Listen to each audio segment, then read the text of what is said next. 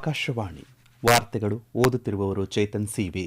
ಮುಖ್ಯಾಂಶಗಳು: ಬಿಹಾರ ವಿಧಾನಸಭಾ ಚುನಾವಣೆಯಲ್ಲಿ ಎನ್ಡಿಎ ಮೈತ್ರಿಕೂಟಕ್ಕೆ ಭಾರೀ ಬಹುಮತ, ಮಹಾಗಠಬಂಧನ್ ಮೈತ್ರಿಕೂಟಕ್ಕೆ ನಿರಾಸೆ. ಬಿಹಾರದಲ್ಲಿನ ಗೆಲುವು ಅಭಿವೃದ್ಧಿ, ಸಾಮಾಜಿಕ ನ್ಯಾಯಕ್ಕೆ ದೊರೆತ ಜನಾದೇಶ, ಪ್ರಧಾನಿ ನರೇಂದ್ರ ಮೋದಿ. ದೇಶದಾದ್ಯಂತ ಇಂದು ಭಗವಾನ್ ಬಿರ್ಸಾ ಮುಂಡಾ ಸ್ಮರಣಾರ್ಥ ಜನಜಾತಿಯ ಗೌರವ ದಿವಸ್ ಆಚರಣೆ. Kumamoto Masters Japan badminton tourney semifinal ಪ್ರವೇಶಿಸಿದ ಭಾರತದ ಲಕ್ಷ್ಯ ಸೇನ್. ಟೆಸ್ಟ್ ಕ್ರಿಕೆಟ್ ಮೊದಲ ಪಂದ್ಯದ ಎರಡನೇ ದಿನದಾಟದಲ್ಲಿಂದು ದಕ್ಷಿಣ ಆಫ್ರಿಕಾ ವಿರುದ್ಧ ಇನ್ನಿಂಗ್ಸ್ ಮುಂದುವರಿಸಲಿರುವ ಭಾರತ. ವಾರ್ತೆಗಳ ವಿವರ. ಬಿಹಾರ ವಿಧಾನಸಭಾ ಚುನಾವಣೆಯಲ್ಲಿ ಆಡಳಿತಾರೂಢ ರಾಷ್ಟ್ರೀಯ ಪ್ರಜಾಸತ್ತಾತ್ಮಕ ಒಕ್ಕೂಟ ಎನ್ಡಿಎ ಭರ್ಜರಿ ಬಹುಮತ ಗಳಿಸಿದ್ದು 243 ಸದಸ್ಯ ಬಲದ ವಿಧಾನಸಭೆಯಲ್ಲಿ 202 ಸ್ಥಾನಗಳನ್ನು ಗೆದ್ದಿದೆ. ಎಲ್ಲಾ ಕ್ಷೇತ್ರಗಳ ಫಲಿತಾಂಶವನ್ನು ಚುನಾವಣಾ ಆಯೋಗ ನಿನ್ನೆ ರಾತ್ರಿ ಪ್ರಕಟಿಸಿದೆ. ರಾಜ್ಯದಲ್ಲಿ ಸರ್ಕಾರ ರಚಿಸಲು ಒಂದು ಪಕ್ಷ ಅಥವಾ ಮೈತ್ರಿಕೂಟಕ್ಕೆ 122 ಸ್ಥಾನಗಳು ಬೇಕಾಗಿದ್ದವು. ಬಿಜೆಪಿ 89 ಸ್ಥಾನಗಳನ್ನು ಗೆದ್ದು ಅತಿದೊಡ್ಡ ಪಕ್ಷವಾಗಿ ಹೊರಹೊಮ್ಮಿತು. ಅದರ ಮಿತ್ರ ಪಕ್ಷವಾದಂತಹ ಮುಖ್ಯಮಂತ್ರಿ ನಿತೀಶ್ ಕುಮಾರ್ ನೇತೃತ್ವದ ಜೆಡಿಯು 85 ಸ್ಥಾನಗಳನ್ನು ಗೆದ್ದರೆ, ಕೇಂದ್ರ ಸಚಿವ ಚಿರಾಗ್ ಪಾಸ್ವಾನ್ ನೇತೃತ್ವದ ಲೋಕ ಜನಶಕ್ತಿ ಪಕ್ಷ ರಾಮ್ ವಿಲಾಸ್ 19 ಸ್ಥಾನಗಳನ್ನು ಗೆದ್ದಿದೆ. ಮಾಜಿ ಮುಖ್ಯಮಂತ್ರಿ ಜಿತಿನ್ ರಾಮ್ ಮಾಂಝೂ ನೇತೃತ್ವದ ಹಿಂದೂಸ್ತಾನಿ ಆವಾಜ್ ಮೋರ್ಚಾ ಜಾತ್ಯತೀತ 5 ಸ್ಥಾನಗಳನ್ನು ಗೆದ್ದರೆ, ಉಪೇಂದ್ರ ಕುಶ್ವಾಹಾ ನೇತೃತ್ವದ ರಾಷ್ಟ್ರೀಯ ಲೋಕ ಮೋರ್ಚಾ 4 ಸ್ಥಾನಗಳನ್ನು ಗೆದ್ದಿದೆ.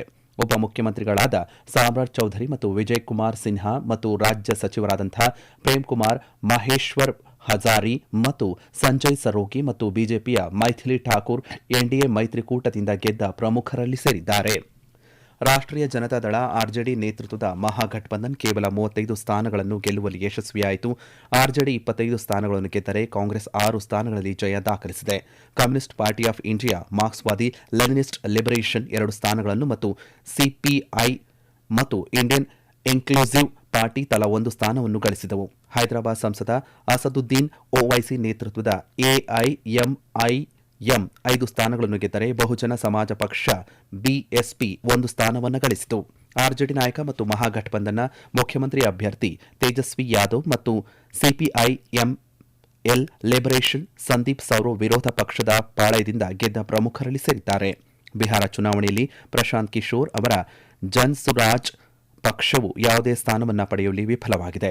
ಕಳೆದ 6 ಮತ್ತು 11ರಂದು ನಡೆದಂತಹ 2 ಹಂತದ ಚುನಾವಣೆಯಲ್ಲಿ ರಾಜ್ಯದಲ್ಲಿ 67.1% ಐತಿಹಾಸಿಕ ಮತದಾನದ ಪ್ರಮಾಣ ದಾಖಲಾಗಿದೆ. 7 ರಾಜ್ಯಗಳ 8 ವಿಧಾನಸಭಾ ಕ್ಷೇತ್ರಗಳಿಗೆ ನಡೆದ ಉಪಚುನಾವಣೆಯಲ್ಲಿ ಕಾಂಗ್ರೆಸ್ ಹಾಗೂ ಬಿಜೆಪಿ ಪಕ್ಷಗಳು ತಲಾ 2 ಸ್ಥಾನಗಳನ್ನು ಗೆದ್ದಿವೆ. ಆಮ್ ಆದ್ಮಿ ಪಕ್ಷ, ಪಿಡಿಪಿ, ಜೆಜೆಎಂ ಮತ್ತು ಮಿಜೋ ನ್ಯಾಷನಲ್ ಫ್ರಂಟ್ ತಲಾ 1 ಸ್ಥಾನವನ್ನು ಗೆದ್ದಿವೆ. ಜಮ್ಮು ಕಾಶ್ಮೀರದ ನಗ್ರೋಟಾ ಕ್ಷೇತ್ರದಿಂದ ಬಿಜೆಪಿ ಅಭ್ಯರ್ಥಿ ದೇವ್ಯಾನಿ ರಾಣಾ ಜಯ ಗಳಿಸಿದ್ದಾರೆ. ಒಡಿಶಾದಲ್ಲಿ ನೌಪಾದ ಕ್ಷೇತ್ರದಲ್ಲಿ ಬಿಜೆಪಿ ಅಭ್ಯರ್ಥಿ ಜೈ ಡೋಲಾಕಿಯಾ ತಮ್ಮ ಸಮೀಪದ ಕಾಂಗ್ರೆಸ್ ಅಭ್ಯರ್ಥಿ ಘಾಸಿ ರಾಮ್ ಮಾಂಝಿ ವಿರುದ್ಧ 83,000ಕ್ಕೂ ಅಧಿಕ ಮತಗಳ ಅಂತರದಲ್ಲಿ ಜಯ ದಾಖಲಿಸಿದ್ದಾರೆ. ತೆಲಂಗಾಣದ ಜುಬ್ಲಿ ಹಿಲ್ಸ್ ಕ್ಷೇತ್ರದಿಂದ ಕಾಂಗ್ರೆಸ್ ಅಭ್ಯರ್ಥಿ ನವೀನ್ ಯಾದವ್, ರಾಜಸ್ಥಾನದ ಅಂತಾ ಕ್ಷೇತ್ರದಿಂದ ಕಾಂಗ್ರೆಸ್ ಅಭ್ಯರ್ಥಿ ಪ್ರಮೋದ್ ಜೈನ್ ಭಾಯಾ, ಪಂಜಾಬ್ನ ತರನ್ ಕ್ಷೇತ್ರದಿಂದ ಆಮ್ ಆದ್ಮಿ ಪಕ್ಷದ ಹರ್ಮಿತ್ ಸಿಂಗ್ ಸಂಧು, ಮಿಜೋರಂನ ದಂಪಾ ಕ್ಷೇತ್ರದಿಂದ ಮಿಜೋ ನ್ಯಾಷನಲ್ ಫ್ರಂಟ್ ಅಭ್ಯರ್ಥಿ ಡಾ ಆರ್ ಲಾಲ್ ತಾಂಗ್ಲಿಯಾನ ಗೆಲುವನ್ನು ದಾಖಲಿಸಿದ್ದಾರೆ. ಜಾರ್ಖಂಡ್ನಲ್ಲಿ ಜೆಜೆಎಂ ಪಕ್ಷದ ಅಭ್ಯರ್ಥಿ ಘಟ್ಸಿಲಾ ಕ್ಷೇತ್ರದಿಂದ ಜಯ ಸಾಧಿಸಿದ್ದಾರೆ. ಬಿಹಾರ ವಿಧಾನಸಭಾ ಚುನಾವಣೆಯ ಗೆಲುವು ಅಭಿವೃದ್ಧಿಯ ರಾಜಕೀಯಕ್ಕೆ ಮತ್ತು ಸ್ವಜನ ಪಕ್ಷಪಾತದ ರಾಜಕೀಯದ ತಿರಸ್ಕಾರಕ್ಕೆ ದೊರೆತ ಜನಾದೇಶವಾಗಿದೆ ಎಂದು ಹಿರಿಯ ಬಿಜೆಪಿ ನಾಯಕ ಮತ್ತು ಪ್ರಧಾನಿ ನರೇಂದ್ರ ಮೋದಿ ಹೇಳಿದ್ದಾರೆ. ನವದೆಹಲಿಯಲ್ಲಿ ಬಿಜೆಪಿ ಪ್ರಧಾನ ಕಚೇರಿಯಲ್ಲಿ ಪಕ್ಷದ ಕಾರ್ಯಕರ್ತರನ್ನು ಉದ್ದೇಶಿಸಿ ಮಾತನಾಡಿದ ಅವರು, ಇದು ಬಿಹಾರದ ಮಹಿಳೆಯರ ಗೆಲುವಾಗಿದೆ. ದೇಶದ ಚುನಾವಣಾ ಪ್ರಕ್ರಿಯೆಯಲ್ಲಿ ನಂಬಿಕೆಯನ್ನು ಬಲಪಡಿಸಿದ ಪ್ರಜಾಪ್ರಭುತ್ವದ ಗೆಲುವು ಇದಾಗಿದೆ ಎಂದು ಹೇಳಿದ್ದಾರೆ. ದಾಖಲೆಯ ಸಂಖ್ಯೆಯಲ್ಲಿ ಮತ ಚಲಾಯಿಸುವ ಮೂಲಕ ಪ್ರಜಾಪ್ರಭುತ್ವ ಮತ್ತು ಚುನಾವಣಾ ಆಯೋಗದ ಮೇಲಿನ ನಂಬಿಕೆಯನ್ನು ಮರಳಿ ಪಡೆದಿದ್ದಕ್ಕಾಗಿ ಜನರನ್ನು ಅವರು ಅಭಿನಂದಿಸಿದ್ದಾರೆ. ಮತದಾರರ ಪಟ್ಟಿಗಳ ಪರಿಷ್ಕರಣೆಗೆ ಮತದಾರರು ಭಾರಿ ಬೆಂಬಲವನ್ನು ನೀಡಿದ್ದಾರೆ. ರಾಷ್ಟ್ರವು ಈಗ ನಿಜವಾದ ಸಾಮಾಜಿಕ ನ್ಯಾಯಕ್ಕಾಗಿ ಮತ ಚಲಾಯಿಸುತ್ತಿದೆ. ಪ್ರತಿ ಕುಟುಂಬಕ್ಕೂ ಅವಕಾಶ, ಗೌರವ ಮತ್ತು ಸಮಾನತೆಯನ್ನು ನೀಡುವ ದೃಷ್ಟಿಕೋನದಡಿ ಓಲೈಕೆಗೆ ಅವಕಾಶವಿಲ್ಲದ ಮತ್ತು ಎಲ್ಲರ ಮೇಲಿನ ಗಮನ ಕೇಂದ್ರೀಕರಿಸುವ ಸಮಾಜ ಇದಾಗಿದೆ ಎಂದು ಪ್ರಧಾನಿ ನರೇಂದ್ರ ಮೋದಿಯವರು ಹೇಳಿದ್ದಾರೆ. ಸ್ವಾತಂತ್ರ್ಯ ಹೋರಾಟಗಾರ ಮತ್ತು ಬುಡಕಟ್ಟು ನಾಯಕ ಭಗವಾನ್ ಬಿರ್ಸಾ ಮುಂಡಾ ಅವರ ಜನ್ಮ ದಿನಾಚರಣೆಯ ಸ್ಮರಣಾರ್ಥ ಇಂದು ದೇಶದಾದ್ಯಂತ ಜನಜಾತಿಯ ಗೌರವ ದಿವಸ್ ಆಚರಣೆಯನ್ನು ಮಾಡಲಾಗುತ್ತಿದೆ. ಬುಡಕಟ್ಟು ಇತಿಹಾಸವನ್ನು ಜೀವಂತವಾಗಿಡುವಂತಹ ಮಹತ್ವವನ್ನು ಗುರುತಿಸುವ ಕೇಂದ್ರ ಸರ್ಕಾರ ನವೆಂಬರ್ 15 ಜನಜಾತಿಯ ಗೌರವ ದಿವಸ್ ಎಂದು ಆಚರಿಸುತ್ತಿದೆ. ಈ ಆಚರಣೆಯನ್ನು ಜನಜಾತಿಯ ಗೌರವ ಸಪ್ತಾಹದ ಭಾಗವಾಗಿ ಬುಡಕಟ್ಟು ಸಮುದಾಯದ ಮಹಾನ್ ವ್ಯಕ್ತಿಗಳ ಪರಂಪರೆಯನ್ನು ಮುನ್ನೆಲೆಗೆ ತರುವಂತಹ ಸಾಂಸ್ಕೃತಿಕ ಕಾರ್ಯಕ್ರಮಗಳು, ಪ್ರದರ್ಶನಗಳು ಮತ್ತು ಶೈಕ್ಷಣಿಕ ಚಟುವಟಿಕೆಗಳೊಂದಿಗೆ ಆಚರಣೆ ಮಾಡಲಾಗುತ್ತದೆ. ಬುಡಕಟ್ಟು ಸ್ವಾತಂತ್ರ್ಯ ಹೋರಾಟಗಾರರಿಗೆ ಮೀಸಲಾಗಿರುವಂತಹ ವಸ್ತು ಸಂಗ್ರಹಾಲಯಗಳು ಮತ್ತು ಸ್ಮಾರಕಗಳ ಅಭಿವೃದ್ಧಿಗೆ ಸರ್ಕಾರ ನಿರಂತರವಾಗಿ ಒತ್ತು ನೀಡುತ್ತಿದೆ. 10 ರಾಜ್ಯಗಳಲ್ಲಿ 11 ವಸ್ತು ಸಂಗ್ರಹಾಲಯಗಳಿಗೆ ಅನುಮೋದನೆ ನೀಡಲಾಗಿದೆ. ರಾಂಚಿಯಲ್ಲಿರುವಂತಹ ಭಗವಾನ್ ಬಿರ್ಸಾ ಮುಂಡಾ ಸ್ಮಾರಕ ಉದ್ಯಾನವನ, ವಸ್ತು ಸಂಗ್ರಹಾಲಯ ಸೇರಿದಂತೆ 3 ವಸ್ತು ಸಂಗ್ರಹಾಲಯಗಳು ಈಗಾಗಲೇ ಉದ್ಘಾಟನೆಗೊಂಡಿವೆ. ಅದೇ ರೀತಿ ರಾಯಪುರದಲ್ಲಿರುವಂತಹ ಬುಡಕಟ್ಟು ಸ್ವಾತಂತ್ರ್ಯ ಹೋರಾಟಗಾರರ ಕುರಿತಾದಂತಹ ಡಿಜಿಟಲ್ ವಸ್ತು ಸಂಗ್ರಹಾಲಯಕ್ಕೆ ವೀರ್ ನಾರಾಯಣ್ ಸಿಂಗ್ ಅವರ ಹೆಸರನ್ನು ಇಡಲಾಗಿದೆ. ಇಂದು 42 ಸಚಿವಾಲಯಗಳು ಪರಿಶಿಷ್ಟ ಪಂಗಡಗಳ ಅಭಿವೃದ್ಧಿ ಕ್ರಿಯಾ ಯೋಜನೆಯ ಮೂಲಕ ಬುಡಕಟ್ಟು ಕಲ್ಯಾಣಕ್ಕಾಗಿ ಸಕ್ರಿಯವಾಗಿ ಕೊಡುಗೆಯನ್ನು ನೀಡುತ್ತಲಿವೆ.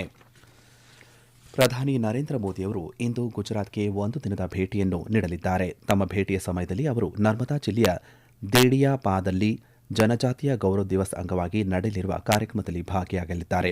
ಬುಡಕಟ್ಟು ಸಮುದಾಯಗಳನ್ನು ಉನ್ನತೀಕರಿಸುವ ಮತ್ತು ಪ್ರದೇಶದ ಗ್ರಾಮೀಣ ಹಾಗೆ ದೂರದ ಪ್ರದೇಶಗಳಲ್ಲಿ ಮೂಲ ಸೌಕರ್ಯವನ್ನು ಸುಧಾರಿಸುವ ಗುರಿಯನ್ನು ಹೊಂದಿರುವಂತಹ 9,700 ಕೋಟಿ ರೂಪಾಯಿಗಳಿಗೂ ಹೆಚ್ಚು ಮೌಲ್ಯದ ವಿವಿಧ ಅಭಿವೃದ್ಧಿ ಯೋಜನೆಗಳನ್ನು ಪ್ರಧಾನಿ ನರೇಂದ್ರ ಮೋದಿ ಉದ್ಘಾಟಿಸಿ ಶಂಕುಸ್ಥಾಪನೆ ನೆರವೇರಿಸಲಿದ್ದಾರೆ.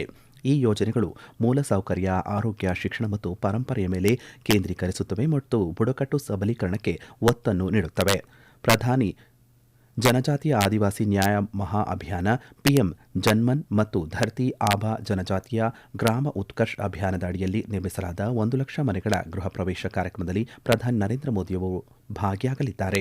ಬುಡಕಟ್ಟು ಪ್ರದೇಶಗಳಲ್ಲಿ ಸಂಪರ್ಕವನ್ನು ಹೆಚ್ಚಿಸಲು 748 ಕಿಲೋಮೀಟರ್ ಹೊಸ ರಸ್ತೆಗಳು ಮತ್ತು ಸಮುದಾಯ ಕೇಂದ್ರಗಳಾಗಿ ಕಾರ್ಯನಿರ್ವಹಿಸಲು ಗ್ರಾಮ ಉತ್ಕರ್ಷ್ ಅಭಿಯಾನ ಈ ಅಡಿಯಲ್ಲಿ ಪ್ರಧಾನಿ 14 ಬುಡಕಟ್ಟು ಬಹು ಮಾರುಕಟ್ಟೆ ಕೇಂದ್ರಗಳ ಶಂಕುಸ್ಥಾಪನೆಯನ್ನು ನೆರವೇರಿಸಲಿದ್ದಾರೆ. ಈ ವಾರ್ತೆಯನ್ನು ಆಕಾಶವಾಣಿಯಿಂದ ಕೇಳುತ್ತಿದ್ದೀರಿ. ಆಂಧ್ರಪ್ರದೇಶದ ವಿಶಾಖಪಟ್ಟಣಂನಲ್ಲಿ ನಿನ್ನೆ 30ನೇ ಸಿಐಐ ಪಾಲುದಾರಿಕೆ ಶೃಂಗಸಭೆ 2025 ಉಪರಾಷ್ಟ್ರಪತಿ ಸಿಪಿ ರಾಧಾಕೃಷ್ಣನ್ ಅವರು ಉದ್ಘಾಟಿಸಿದರು. 2 ದಿನಗಳ ಈ ಕಾರ್ಯಕ್ರಮವನ್ನು ಕೇಂದ್ರ ಸರ್ಕಾರ ಮತ್ತು ಆಂಧ್ರಪ್ರದೇಶ ಸರ್ಕಾರದ ಸಹಭಾಗಿತ್ವದಲ್ಲಿ ಭಾರತೀಯ ಕೈಗಾರಿಕಾ ಒಕ್ಕೂಟ ಆಯೋಜನೆ ಮಾಡಿದೆ. ಈ ವೇಳೆ ಮಾತನಾಡಿದಂತಹ ಉಪರಾಷ್ಟ್ರಪತಿಯವರು, ಭಾರತವು ವಿಶ್ವದ 3ನೇ ಅತಿದೊಡ್ಡ ಆರ್ಥಿಕತೆಯಾಗುವ ಹಾದಿಯಲ್ಲಿದೆ ಮತ್ತು ಪ್ರಮುಖ ನವೋದ್ಯಮ ಕೇಂದ್ರವಾಗಿ ಬೆಳೆಯುತ್ತಿದೆ.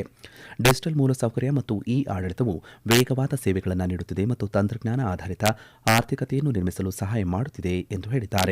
ಕೇಂದ್ರ ಮತ್ತು ರಾಜ್ಯ ಎರಡೂ ಸಾಮರಸ್ಯದಿಂದ ಕಾರ್ಯವನ್ನು ನಿರ್ವಹಿಸುತ್ತಿವೆ ಮತ್ತು ಜಾಗತಿಕ ಹೂಡಿಕೆದಾರರು ಭಾರತದ ಮತ್ತು ಆಂಧ್ರಪ್ರದೇಶದಲ್ಲಿ ಹೂಡಿಕೆ ಮಾಡುವ ಅವಕಾಶಗಳನ್ನು ಬಳಸಿಕೊಳ್ಳುವಂತೆ ಅವರು ಕರೆ ನೀಡಿದರು. ಕಾರ್ಯಕ್ರಮದಲ್ಲಿ ಮಾತನಾಡಿದಂತಹ ಕೇಂದ್ರ ವಾಣಿಜ್ಯ ಮತ್ತು ಕೈಗಾರಿಕಾ ಸಚಿವ ಪಿಯೂಷ್ ಗೋಯಲ್, ಭಾರತವು ತಂತ್ರಜ್ಞಾನವನ್ನು ಎಲ್ಲರಿಗೂ ಕೈಗೆಟುಕುವಂತೆ ಮಾಡುತ್ತಿದೆ ಮತ್ತು ಜಾಗತಿಕ ಒಪ್ಪಂದಗಳ ಮೂಲಕ ಮುಕ್ತ ವ್ಯಾಪಾರವನ್ನು ಬಲಪಡಿಸುತ್ತಿದೆ ಎಂದು ಹೇಳಿದ್ದಾರೆ. ಭಾರತದ ಖ್ಯಾತ ಯುವ ಶಟ್ಲರ್ ಲಕ್ಷ್ಯ ಸೇನ್ ಕುಮಾಮೋಟೋ ಮಾಸ್ಟರ್ಸ್ ಜಪಾನ್ ಬ್ಯಾಡ್ಮಿಂಟನ್ ಟೂರ್ನಿಯಲ್ಲಿ ಸೆಮಿಫೈನಲ್ ಪ್ರವೇಶವನ್ನು ಪಡೆದಿದ್ದಾರೆ. ಕ್ವಾರ್ಟರ್ ಫೈನಲ್ನಲ್ಲಿ ಲಕ್ಷ್ಯ ಸೇನ್ ಮಾಜಿ ವಿಶ್ವ ಚಾಂಪಿಯನ್ ಸಿಂಗಾಪುರದ ಲೋಹ್ ಕೀನ್ ಏವ್ ವಿರುದ್ಧ 21-13, 21-17 ಸೆಟ್ಗಳ ಅಂತರದಲ್ಲಿ ಗೆಲುವನ್ನು ದಾಖಲಿಸಿದರು. ಇಂದು ಸೆಮಿಫೈನಲ್ ಪಂದ್ಯದಲ್ಲಿ ಅವರು ವಿಶ್ವದ 13ನೇ ಶ್ರೇಯಾಂಕಿತ ಜಪಾನ್ನ ಕೆಂತಾ ನಿಶಿಮೋಟೋ ವಿರುದ್ಧ ಫೈನಲ್ನಲ್ಲಿ ಸ್ಥಾನ ಪಡೆಯಲು ಸೆಣಸಾಟವನ್ನು ನಡೆಸಲಿದ್ದಾರೆ.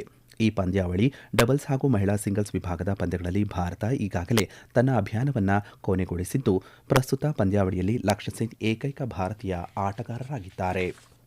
ಕೋಲ್ಕತ್ತಾದ ಈಡನ್ ಗಾರ್ಡನ್ಸ್ ಕ್ರೀಡಾಂಗಣದಲ್ಲಿ ನಿನ್ನೆ ಆರಂಭವಾದಂತಹ ಭಾರತ ಮತ್ತು ಪ್ರವಾಸಿ ದಕ್ಷಿಣ ಆಫ್ರಿಕಾ ತಂಡಗಳ ನಡುವಿನ 2 ಟೆಸ್ಟ್ ಕ್ರಿಕೆಟ್ ಸರಣಿಯ ಮೊದಲ ಪಂದ್ಯದಲ್ಲಿ ದಕ್ಷಿಣ ಆಫ್ರಿಕಾ ತಂಡ ತನ್ನ ಮೊದಲ ಇನ್ನಿಂಗ್ಸ್ನಲ್ಲಿ 159 ರನ್ಗಳಿಗೆ ತನ್ನೆಲ್ಲ ವಿಕೆಟನ್ನು ಕಳೆದುಕೊಂಡಿತು. ನಂತರ ಮೊದಲ ಇನ್ನಿಂಗ್ಸ್ ಆರಂಭಿಸಿದಂತಹ ಭಾರತ ಮೊದಲ ದಿನದಾಟದ ಅಂತ್ಯದ ವೇಳೆಗೆ 1 ವಿಕೆಟ್ ನಷ್ಟಕ್ಕೆ 37 ರನ್ ಗಳಿಸಿತ್ತು. ಪ್ರಸ್ತುತ 13 ರನ್ ಗಳಿಸಿರುವಂತಹ ಕೆಎಲ್ ರಾಹುಲ್ ಹಾಗೂ 6 ರನ್ಗಳೊಂದಿಗೆ ವಾಷಿಂಗ್ಟನ್ ಸುಂದರ್ ಕಣದಲ್ಲಿದ್ದು ಆಟ ಮುಂದುವರಿಸಲಿದ್ದಾರೆ. 2ನೇ ದಿನದಾಟ ಇಂದು ಬೆಳಗ್ಗೆ 9:30 ಆರಂಭವಾಗಲಿದೆ. ಈಜಿಪ್ಟ್ನ ಕೈರೋದಲ್ಲಿ ನಡೆಯುತ್ತಿರುವಂತಹ ಐಎಸ್ಎಸ್ಎಫ್ ವಿಶ್ವ ರೈಫಲ್ ಮತ್ತು ಪಿಸ್ತೂಲ್ ಚಾಂಪಿಯನ್ಶಿಪ್ನ ಮಹಿಳಾ 25 ಮೀಟರ್ ಪಿಸ್ತೂಲ್ ಸ್ಪರ್ಧೆಯಲ್ಲಿ ಮಾಜಿ ಏಷ್ಯಾ ಚಾಂಪಿಯನ್ ಭಾರತದ ಇಶಾ ಸಿಂಗ್ ಕಂಚಿನ ಪದಕ ತಮ್ಮದಾಗಿಸಿಕೊಂಡಿದ್ದಾರೆ. ಕೊನೆಯಲ್ಲಿ ಮತ್ತೊಮ್ಮೆ ಮುಖ್ಯಾಂಶಗಳು.